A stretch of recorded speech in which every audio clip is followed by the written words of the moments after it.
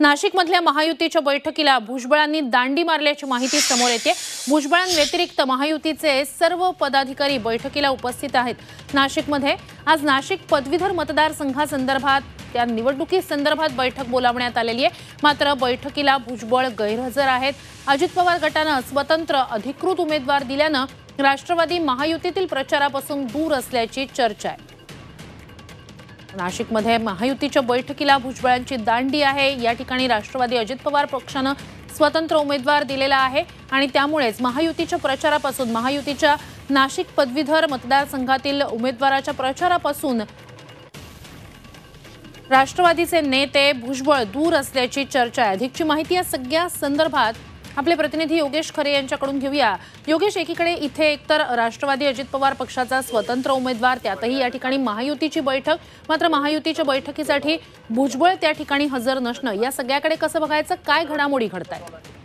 खरं म्हणजे ही जी बैठक आहे ही शिक्षक मतदारसंघाची आहे।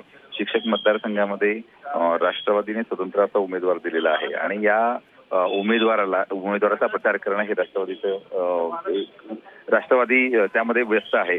पण आता जर आपण बघितलं तर राष्ट्रवादीचे जे पदाधिकारी नाशिकमध्ये आहेत ते पदाधिकारी महायुतीच्या बैठकीला उपस्थित राहत नाहीत। एकूण लोकसभेनंतरचं जे काही चित्र आपण बघतो, महायुतीमध्ये काही आलबेल नाही। विशेषतः राष्ट्रवादी अजित पवार गट आणि बाकीचे पक्ष यामध्ये आलबेल नाही असं आपल्याला दिसून येत आहे।